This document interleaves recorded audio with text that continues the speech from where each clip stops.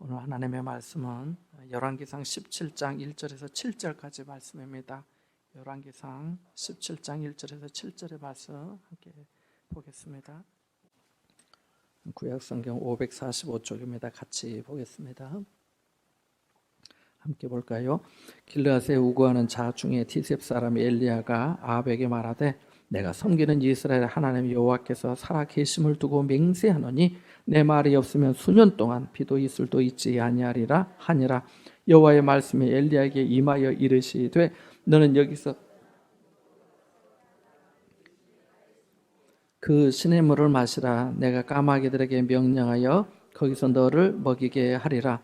그가 여호와의 말씀과 같이 하여 곧 가서 요단 앞 그린 시냇가에 머물매 까마귀들이 아침에도 떡과 고기를 저녁에도 떡과 고기를 가져왔고 그가 시냇물을 마셨으나 땅에 비가 내리지 아니하므로 얼마 후에 그 시내가 마르니라. 아멘.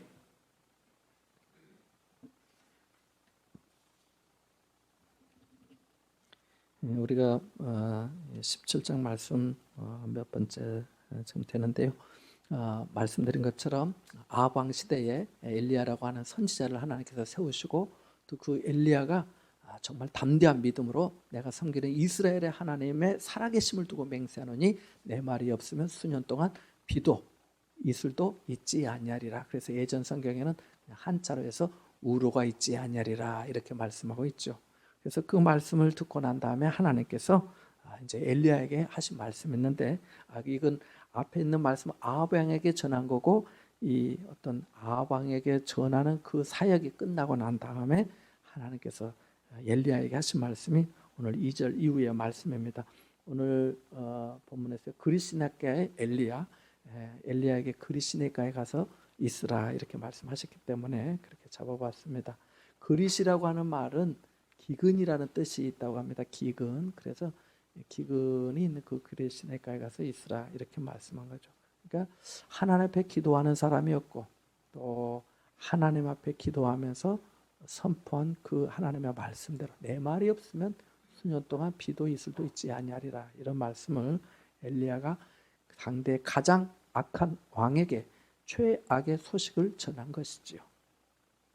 자, 첫 번째 한번 읽어볼까요? 시작. 하나님의 명령은 무엇인가? 우리 2절에서 4절 말씀 조금 주의 깊게 한번 보겠습니다. 시작. 여호와의 말씀이 엘리야에게 임하여 이르시되 너는 여기서 떠나 동쪽으로 가서 요단 앞 그리시네가에 숨고 그 시냇물을 마시라. 내가 까마귀들에게 명령하여 거기서 너를 먹이게 하리라. 아멘. 그러니까 정리하면은 여기서 떠나라. 그러니까 여기는 사마리아를 말하는데 여기서 떠나서 요단강, 요단 동쪽으로 가서 요단강에 있는 그리시네가에 가서 숨으라. 그리고 거기서 시냇물을 마시라. 그리고 네가 시냇물을 네 손으로 마시고 대신 먹을 것은 내가 까마귀들에게 명령하여서 거기서 너를 먹이게 하리라. 이렇게 말씀하십니다. 이게 하나님의 말씀이죠. 자, 여기서 그리시네가로 가라 하고 또 거기서 시냇물 마시라 하고 또 까마귀들을 통해서 먹이도록 하겠다라고 말씀합니다. 거기서 말입니다. 그러니까 다시 말씀드리면 하나님의 말씀을 따를 것 같으면 자기가 먹고 살려고 할 것 같으면 어디에 있어야 돼요? 거기 있어야 되는 거예요. 떠나면 안 되고 하나님께서 말씀하신 대로 나중에 좀 보시면 알겠지만 엘리야가 많이 순종합니다. 그리시네가로 가라니까 가고요. 사르밧에 가라니까 가고요. 아합에게 가라니까 가고요. 그래서 가고 계속 나와요. 그래서 하나님의 말씀을 우리가 듣고 보고 배울 때 엘리야의 등장인물이 어떻게 하는지 그 말씀에 어떻게 순종하는지 우리가 봐야 되는 거죠.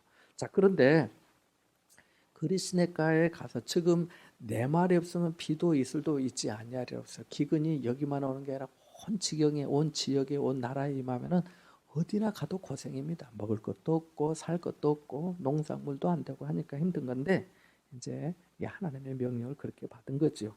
자, 재미있는 것은 까마귀들을 통해서 먹이겠다라고 하시는 거예요. 까마귀들. 우리 레위기 한번 읽어볼까요? 레위기 11장 13절 15절 한번 읽어보겠습니다. 까마귀는 정한 짐승일까요? 부정한 짐승일까요? 네, 부정하지요. 자, 레위기 11장 13절과 15절 한번 읽어보겠습니다. 가증하다가 이렇게 말씀하고 있는데, 자, 함께 읽어보겠습니다. 시작. 새 중에 너희가 가증히 얘기할 것은 이것이더라. 이것들이 가증한즉 먹지 말지니 곧 독수리와 솔개와 물수리와 15절 까마귀 종류와 이렇게 말씀. 그러니까 이것들은 먹지 말라고 해서 까마귀가 뭡니까? 죽은 고기를 먹고 사는 새가 까마귀거든요. 죽은 고기를 먹고 사는 새를 통해서 하나님께서 너를 먹이시겠다 이렇게 말씀.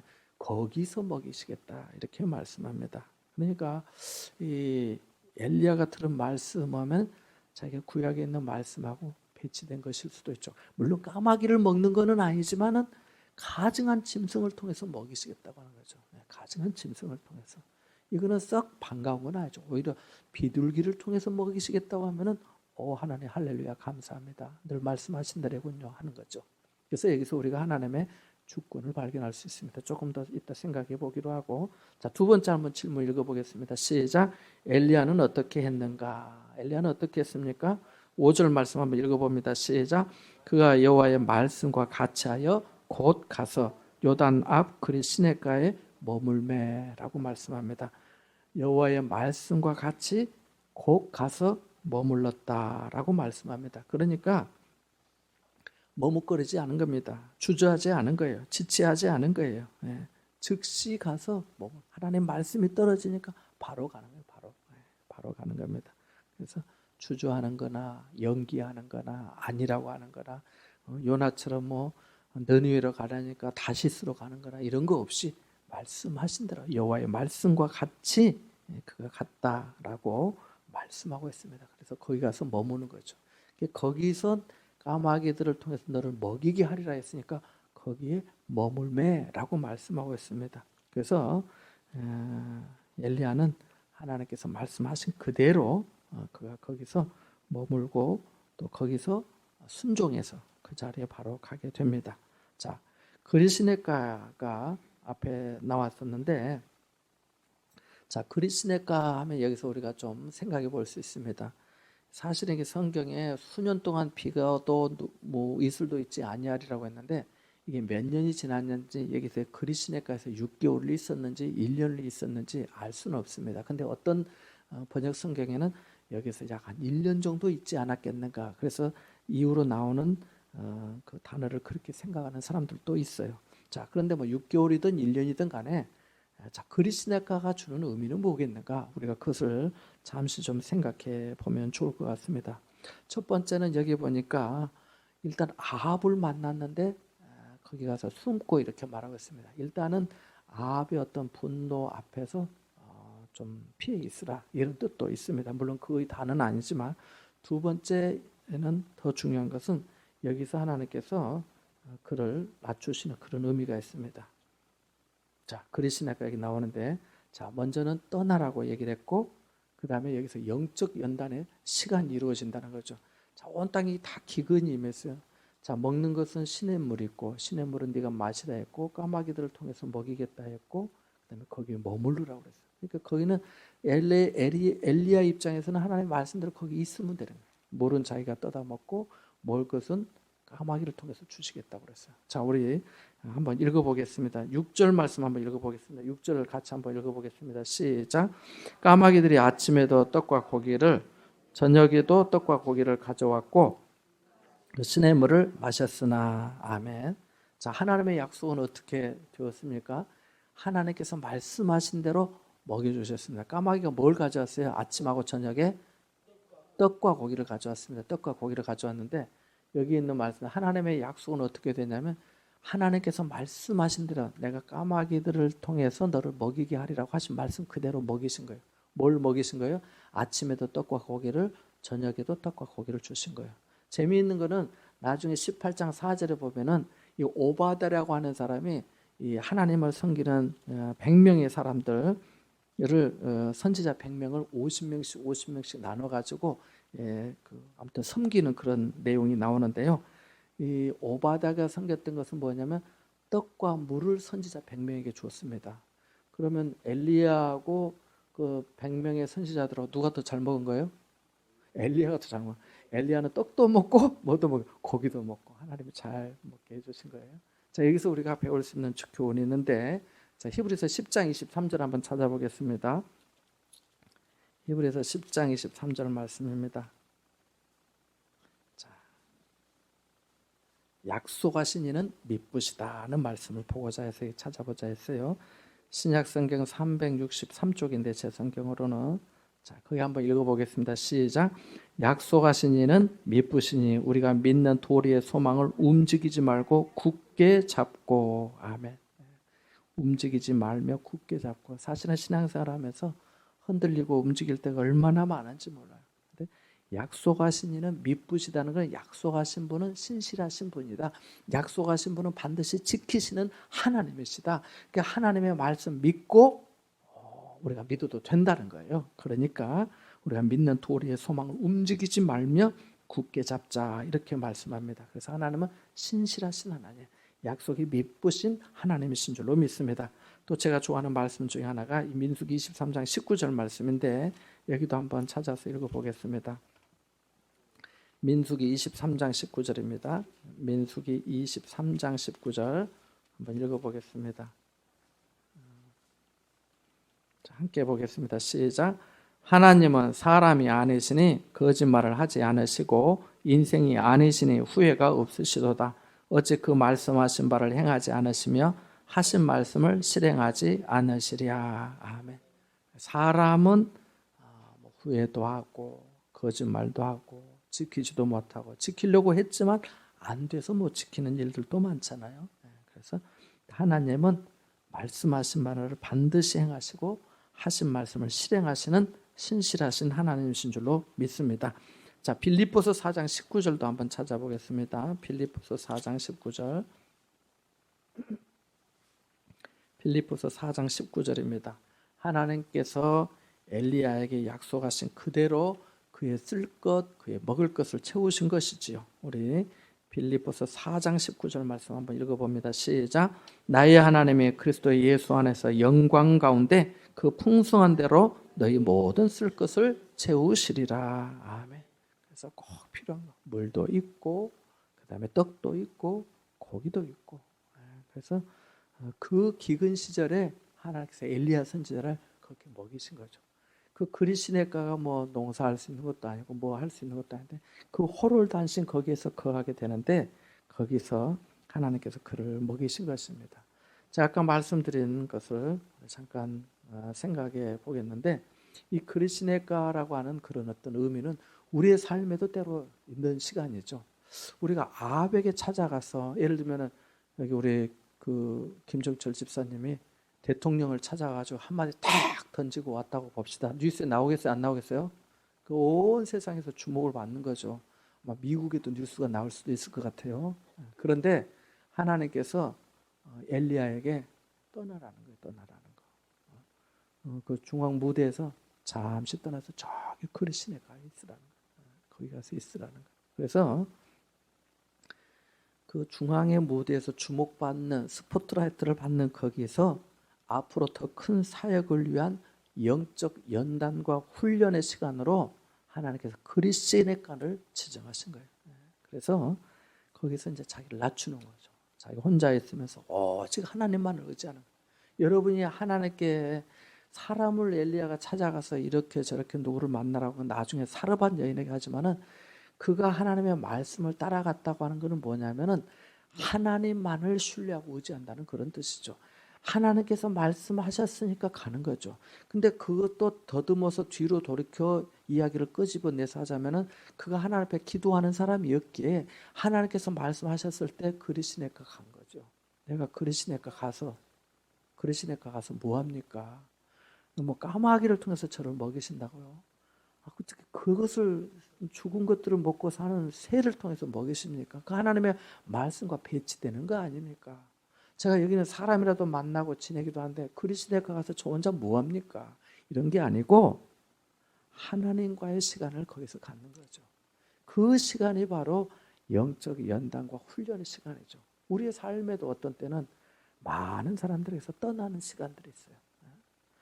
제자들이 예수님께 전도하고 돌아와서 이런저런 보고를 합니다. 그때 예수님께서 뭐라고 하시냐면 다 알아듣고 이리 와서 한적한 곳에 가서 쉬라 그럽니다. 잘했는데 이제 조금 한적한 곳에서 혼자 주님과 나와의 영적인 경건의 시간, 마치 사도 바울이 아라비아 광야에서 3년간의 시간을 보냈던 것처럼, 모세가 광야에서 40년을 보냈던 것처럼, 요셉이 그 구덩이와 감옥에서 그 연단의 시간들을 보냈던 것처럼 그런 시간들 말입니다. 그런 시간들이 우리에게 때로 필요하더라는 것입니다. 또 다윗이 그 엘라 골짜기에서 골리앗을 물리치면서 했던 그런 시간들과 같은, 어쩌면 내가 기근을 얘기했지만 그 어떤 고난과 재난과 또 쓰라린 경험들을 나도 받는 거죠. 받으면서 하나님 앞에 나아가는 그런 연단의 시간들 말입니다. 그래서 하나님께서 더 큰 사역, 앞으로 좀 엘리야가 해야 될 일은 어마어마한 일들이 많잖아요. 바알을 상대하고 바알의 제사장들, 아세라를 섬기는 그런 제사장 선지자들을 850명을 다 무찌르고 백성들의 마음을 하나님께로 돌아오도록 하는 그 놀라운 역사를 이루어야 되니까 하나님 앞에 그가 영적으로 연단이 돼야 되는 거예요. 하나님의 말씀에 순종하는 사람이 그가 하나님의 말씀을 전하지, 불순종하면서 어떻게 순종하라고 할 수 있겠냐는 거예요. 그래서 그 자리를 떠나고 그리스도에 가서 머물라는 거예요. 영적 연단의 시간이고, 그 모든 시간들이 자기 낮춤에 낮아지는 거죠. 낮아지는 거. 그리고 순종하는 여부. 하나님께서 엘리야에게 말씀하셨을 때 엘리야가 곧 갔다는 거. 우리 같으면 어떻게 하겠어요? 하는 세상에 많고 많은데 이 서울도 좋고 부산도 좋는데 어떻게 거기 가가지고 있습니까? 우리가 막 서울에서 살고 중앙에서 살다가 어디 여기 월전에 가가지고 저쪽 바닷가에 가서 혼자 살으라면은 그게 좀 어렵잖아요. 월전을 모르신 분도 많이 계시는 유집사님만 아시겠네요. 우리 유집사님, 박정희 성도님. 거기 가서 혼자 있으라는 혼자 있으라. 내가 다 먹여줄 테니까 거기 있으라. 하나님은 어떤 때 우리가 순종의 여부를 보시는 순종의 여부. 순종의 바탕에 있는 것이 크게 두 가지입니다. 한 가지는 뭐겠어요? 그 믿음입니다. 모두 다 믿음을 가지고 있어요. 그 다음에 순종에 있어서 핵심이 뭘까요? 맞습니다. 겸손해요. 자기 낮춤이나 겸손이 없으면 순종을 못해요. 그래서 사실은 겸손과 순종은 늘 같이 가는 거예요. 뭐 순종을 우리가 충성이다, 헌신이다도 할 수 있는데 그게 없으면 못 가는 거예요. 믿음은 기본으로 하고 거기에 겸손이 있어야 순종이 되는 거예요. 내가 나도 잘났는데 뭐 지난해나 당신이나 나나 이렇게 되면 순종이 안 되는 거거든요. 여러분 아시다시피 그리스도인가는 강이 아니에요. 바다가 아닙니다. 쫄쫄쫄 언제 마를지 모르는 거예요. 하나님 시냇가요, 시냇가. 강도 아니고 시냇가에 가 있으라고요. 언제 어떻게 될지도 모르는데 여기로 하나님께서 엘리야에게 가라고 하신 거고 엘리야는 간 거예요. 왜 시내를 주신 거겠어요? 그것은 그 시내라고 하는 어떤 축복보다는 하나님 안에 거하는 것을 하나님께서 가르치시기 위한 거예요. 우리가 언제 은혜를 받냐면 풍요롭고 부유하고 모든 것이 넉넉할 때 은혜를 받기도 하지만은, 그것이 하나님의 선물인 줄도 알지만은 정말 은혜를 받을 때 남는 것은 그렇게 어려웠는데 거기서도 살게 하시고 또 거기서도 먹이시고 거기서도 채우시고 거기서도 인도하신 그 은혜가 감사한 거 아니에요? 제가 이 기장에 와서 교회 개척하는데 이쪽에 그 궁전 아파트 가면 우양빌라라고 하는 게 있어요. 사택 얻을 돈도 없으니까 어떻게 이제 빚내 가지고 전세 3천이 났다. 전세가 없는데 전세 3천. 그 어디에 그랬더니 4층이라는 4층 빌라의 4층. 4층 하여튼 여름에 물이 줄줄 다 흘러요. 농이 다 녹을 정도 그래 됐는데 저희는 4층에 살았는데 1층에 101호인가 사신 분이 목사님이 이사 왔다고 둘둘둘둘 8질 사왔는데 교회도 안 다닌 분이 이제 뭐 전도도 해야 될 거 아니에요. 아는 사람도 없고 그래서 달력도 가져다 드리고 뭐 떡 한번 돌리고 막 그랬는데 저는 목사님 예 혼자 사시는데 사모님이랑 나와 있어. 왜요? 그랬더니 우리 아구찜 먹으러 갑시다. 아구찜을 달아서 한 10번 먹었어요. 전산가든이네. 저 일광에 가면 전산가든 있거든요. 전산가든 가서 막 먹었어요. 아구찜, 그분이 아구찜을 너무 좋아하시고. 그래서 어쨌든 정말 교회도 안 다니는 분을 통해서 정말 대접을 기장에 와서 받을 상상도 못했어요. 저희가 4층인데 그 밑에 집에 사는 분은 한 번은 식혜를 가져왔어요. 이렇게 그 유리 그릇에. 근데 식혜라고 이거 드셔보세요, 목사님. 할아버지 할머니 두 분 사시는데 보니까 붉은 거예요. 포도주처럼 붉은 건 아니지만 이게 뭡니까? 식혜예요. 딸기 식혜예요. 딸기 식혜. 딸기 식혜 드셔보셨어요? 와, 그 딸기 식혜를 먹어봤어요. 딸기 식혜. 그리고 또 뭐 어쨌든 또 뭐 하면 또 반찬 가져. 물론 우리도 좀 뭐 그래 나누고 했는데 그 하나님께서 생각지 못한 이렇게 하시더라고요. 그러니까 제가 말씀드리고 싶은 것은 하나님께서는 우주를 만드신 창조주이시며 하나님의 뜻대로 주관하시는 통치자이신 줄로 믿습니다. 우리가 레위기서의 말씀에 이 까마귀는 가증한 것이라 했다. 맞아요. 그러나 하나님은 그 위에 계신 분이에요. 하나님은 가증한 것을 통해서도 우리를 먹이시고 우리가 생각지도 못한 사막에 강을 내고 길을 내시는 하나님이신 줄로 믿습니다. 그러니까 우리의 생상과 기대를 초월해서 역사하신 하나님인 거예요. 근데 우리는 우리 생각대로만 하는 거예요. 일이 이렇게 돼야 되는데 저도 그럴 때가 많아요. 이번에는 이렇게 좀 돼야 되는데 그게 안 될 때가 많아요. 근데 하나님은 또 달리 또 역사하시는 그런 일들이 얼마나 많은지 몰라요. 생각해 보세요. 아니 안 믿는 사람이 믿는 사람이 목사님 뭐 시키든 뭐 아구찜이든 뭐라도 하는 거 아유 그래 믿는 마음으로 섬기는 마음으로 그랬다 이렇게 할 수 있지만 안 믿는 사람에게 대접을 그렇게 계속 받는 건 그 쉬운 일이 아니죠. 뭐 사달라는 것도 아니고 얼마나 감사하죠. 하나님은 지금도 우리가 생각지도 못한 환경으로 우리를 밀어넣으셔요. 그리시네가와 같은 곳. 기가 막힌 것은 나중에 나와요. 그리시네가의 시냇물이 어떻게 돼요? 말랐어요. 말랐어요. 이게 문제예요. 이게 우리를 더 어렵게 해요. 그래 여기까지 순종해서 왔는데 그동안 잘 마셨는데 그래도 떡과 고기도 계속 까마귀 갖다 줘서 그래도 연명하고 잘 지냈는데 시냇물이 말라버려요. 하나님은 우리의 생각지도 못한 환경에 밀어넣기도 하시지만은 생각지도 못한 방법으로 우리를 먹이고 우리를 살리시고 살아가도록 인도해 주시는 하나님이신 줄로 믿습니다.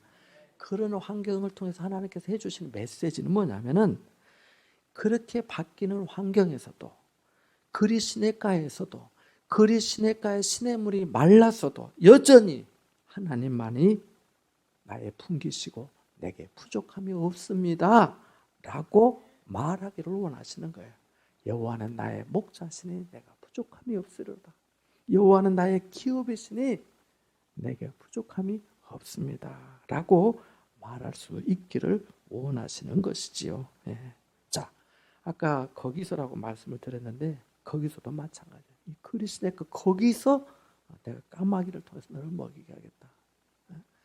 이 탕자가 자기 아버지 집에 있었으면 됐는데 거기서 떠나니까 그 고생을 하고 나중에 그 집골로 돌아온 거 아니에요. 우리가 그리스도 안에 있을 때 영생의 말씀이 주께 있사오니 우리가 누게 가오리까 라고 한 것처럼 항상 하나님의 말씀 안에 그리스도 안에 머물고 교회 안에 있기를 바랍니다. 그것이 안전한 거기서 하나님께서 먹이시는 거예요. 그 자리에서 우리를 채우시는 거예요. 그 자리를 통해서 우리를 인도하시는 거예요. 하나님께서 명하신 자리가 있더라는 겁니다.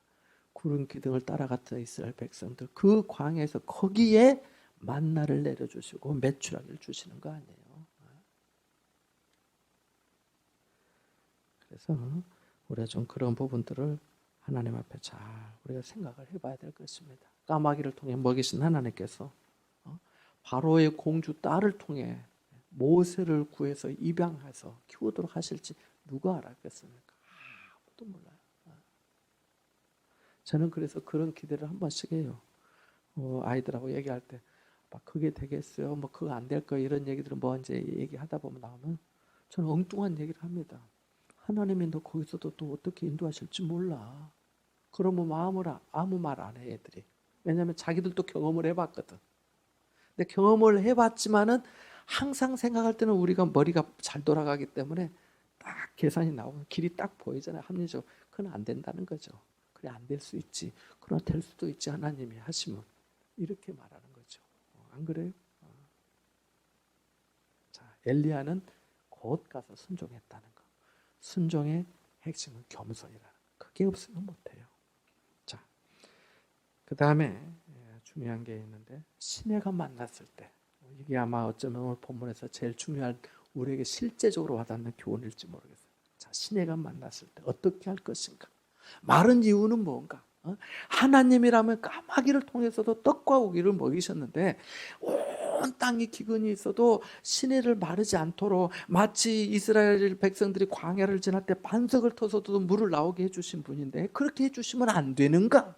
이런 질문을 우리가 할 수 있는 거 아니에요? 내가 지금 어렵게 됐는데 하나님이 여기서 역사를 한번 해주시면 안 되는가? 이런 생각이 들지 않아요? 시내가 왜 말랐나? 왜 말랐나? 마른 이유가 뭐냐는 거예요. 그럴 때 엘리야의 믿음은 어쨌겠냐는 거예요. 엘리야의 믿음은. 이거를 우리가 생각해 봐야 되겠다. 이유가 뭐겠어요? 시내가 말라서. 그래도 그나마 그걸로 연명하고 떡과 고기 먹고 살았는데 크게 마른 거예요. 하나님은 우리가 어떤 때 환경에 안일해지거나 익숙해지기를 원치 않고 그 변화를 주시는 거예요. 왜요? 그 축복의 어떤 것보다는 그것을 주신 하나님만을 더욱더 의지하고 사모하도록 하기. 내가 사는 것은 신의 물로 까마귀가 가져다는 떡과 고기로 사는 것이 아니라 하나님께서 나를 살게 해주셔서 산다 는 것을 깨닫도록 하시기 위함인 줄 믿습니다. 그거 중요해요. 그게. 우리가 먹고 살고 일하기도 하지만은 궁극적으로는 하나님께서 하신다는 거예요. 자, 그러면 엘리야의 믿음 어쩌나요? 엘리야의 믿음. 엘리야는 어땠을까요? 엘리야 어땠어? 시냇물이 말라갈 때 그 심정이 어땠을까? 없네. 고사님 오늘 없어요, 물이. 너무 안 남았어요. 어떡해요? 어떡해. 땅을 파요. 그래, 뭐 그것도 방법이 될 수 있겠는데 없어요. 말라갈 때. 말라갈 때. 여기서 우리는 한 가지를 생각해 볼 수 있는데, 시냇물이 말라가는 때, 또 여기 말씀을 보니까 시냇물이 얼마 후에 말랐다라고 말씀하고 있어요. 자, 시내가 말랐어도 믿음이 여전히 작동하고 있는가? 이걸 우리에게 물어봐요. 스스로. 뭐가 작동하고 있는가요? 믿음이 작동하고 있는가? 하나님, 제가 뭐 다른 것도 아니고 하나님 말씀 순종해서 제가 아합에게 말도 했고, 하나님께서 그리스네가 가라고 하니까 내가 왔고, 하나님께서 까마귀를 통해서 먹여주신다 하니까 내가 받아 먹었고, 내가 뭐 위생이니 비위생이니 따지지 않고 내가 받아 먹었는데, 그래, 신의 물은 어떻게 해요? 그걸 어떻게 할 거예요? 그럼 나는 이제 어떻게 해요? 하나님 이러려고 저기를 여기 보내셨습니까? 엘리야가 걱정하고 우울해하고 원망하고, 내가 여기서 이제 머물다가 이제 죽고 말겠다 하면서 울부짖어 나는 거예요. 그런 내용은 나와 있지 않아요. 알 수는 없어요. 그러나 우리가 정상적인 하나님의 말씀의 과정과 문맥을 생각해 봤을 때 믿음이 정상적으로 작용하고 있다면 아마 일이 있을 거라. 하나님, 그동안도 감사합니다. 자기가 떡을 구하러 다녔어요. 고기를 구하러 다녔어요. 자기가 샘을 팠어요. 뭐 했어요? 하나님이 그저 주신 거 아니에요? 하나님께서 내게 은혜로 잠시 빌려주신 거예요. 쓰도록 해주신 거예요. 그러니까 오히려 하나님께서 그동안 자기에게 베푸신 은혜와 사랑과 자비하심과 하나님의 선하심을 찬양하지 않았겠냐는 거예요.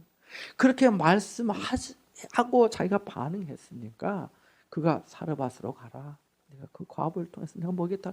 또 가는 거예요. 우리가 한번 생각해, 하나님의 말씀에 순종했는데 어려움 있고 내가 안 되고 예수 믿어도 소용없네.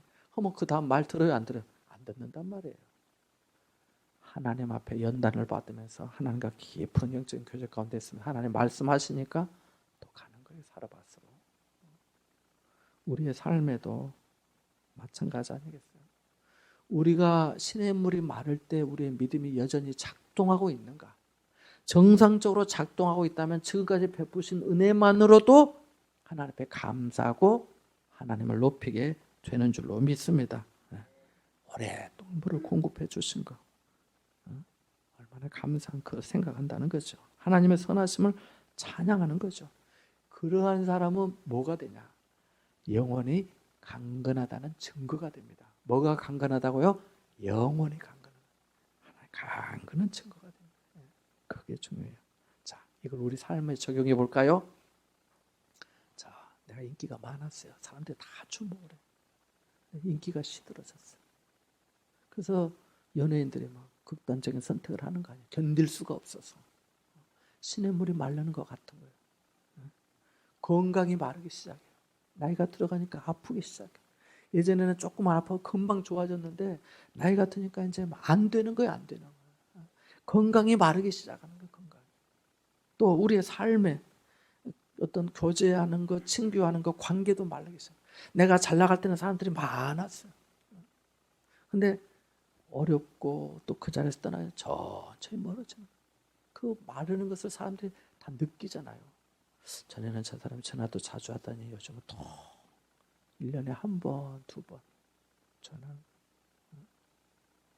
시냇물이 막 우리의 삶에 시냇물이 마를 때, 우리의 삶에 물질이 마를 때, 우리의 삶에 관계가 마를 때, 우리의 삶에 인기와 어떤 신분이 말라갈 때 이 상당한 변화를 주는데 그때 내가 어떻게 나의 믿음이 반응하겠냐는 겁니다. 그때도 여전히 내 영혼이 강건하다고 할 수 있겠냐는 거예요. 여러분 어떻습니까? 우리는 어느 사이인가 거기에 적응이 돼요. 적응. 거리 시내가에 있으면 거리 시내가에, 또 사마리아 궁전에 있으면 사마리아 궁전에 적용이 돼요. 근데 그것들이 멀어지고 사라지고 말라갈 때 우리는 견딜 수 없어요. 하나님은 나의 하나님이십니다. 주만이 나의 복이십니다. 라고 하지만은 생활의 문제들이나 실제적인 문제들이 닥칠 때, 물이 말라가서 먹을 물이 없을 때, 목에 갈증이 나서 정말 허걱거릴 때 여전히 나도 주님은 나의 하나님이십니다. 주님 그리스도십니다. 하나님만이 나의 영원하신 기업입니다. 라고 말할 수 있겠냐는 거예요. 실제로는 오히려 그것들을 더 의지하고 있었으니까 주님이 나의 하나님이라고 한 것은 아닌지 우리가 생각해 보아야 하겠습니다. 우리 같이 한번 읽어볼까요? 첫째 읽어봅니다. 시작. 그리시네가의 연단을 감당. 하나님은 어떤 때 그리시네가에 가라는 나도 안 가. 저도 우리 은혜교도 약한데 목사님, 예, 임지가 났는데 교인이 2명 모인대요. 거기 가서 목사님 목회하기를 원하는데 목사님 오시면 안 될까요? 이러면 제가 갈까요? 안 갈까요? 안 가요. 못 가요. 어떻게 가요? 내가 그동안도 힘들었는데 이래서 된단 말이죠. 그리스네카를 감당하기 어려워. 두 번째 한번 읽어보겠습니다. 시작. 기대와 달리 역사하시는 주권을 신뢰하자. 짧아서 그런데 하나님의 주권을 신뢰하자. 우리 생각하고는 다른데 하나님께서 하시는 일이 있겠지. 하나님의 뜻이 있겠지. 하나님의 뜻이 있겠지. 하나님의 계획이 있겠지 하는 이런 믿음입니다. 그리시네가 시냇물은 가서 언제 지금 기근이 와고 임하고 있는데 다른 데 다 말라서 물도 없는데 여기서 조금 먹고 사는데 누가 봐도 이거는 곧 끝날 일 아니에요. 얼마나 가겠어요 가면은. 까마귀는 물과 뭐 떡과 고기를 가져다 줄지 몰라도 물을 마셔야 사는데, 그 사실은 이 17장의 말씀은요 크게 보면 생명에 대한 말씀이에요. 뭐에 대한 말씀이라고? 생명에 대한 말씀이에요. 비도 있고 이슬이라도 있어야 모든 산천초목이 살아가고 사람이 살아갑니다. 생명의 문제예요. 그리시네가 가서 물 떨어지면 생명의 문제예요. 사르밧 가부가 뭐라고 합니까? 이거 해먹고 우리 죽으려고 합니다. 이거예요. 생명의 문제예요. 실제로 그 아들이 죽었잖아요. 생명의 문제. 그 아들을 다시 살리잖아요. 생명의 문제예요. 사실은 다 생명의 문제입니다.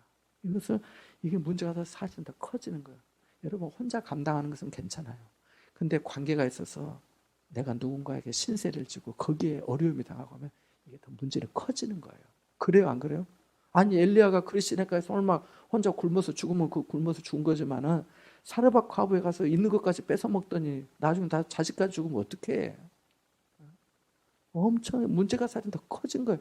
그런데 더 놀라운 것은 그 문제가 더욱더 심각해지고 진지해지고 문제가 더욱더 커지지만 하나님은 그보다 더 크게 역사하시는 하나님이신 것을 보여주고 있는 거예요.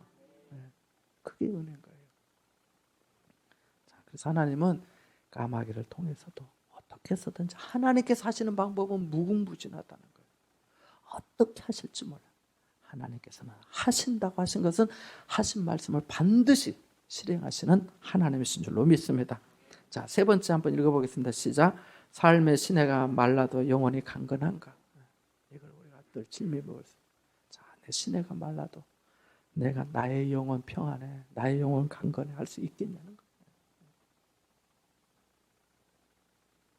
하나님께서 내게 주신 그 은혜가 지금까지도 감사합니다. 제가 요즘 중국이 뭐 신종 코로나 때문에 어려운데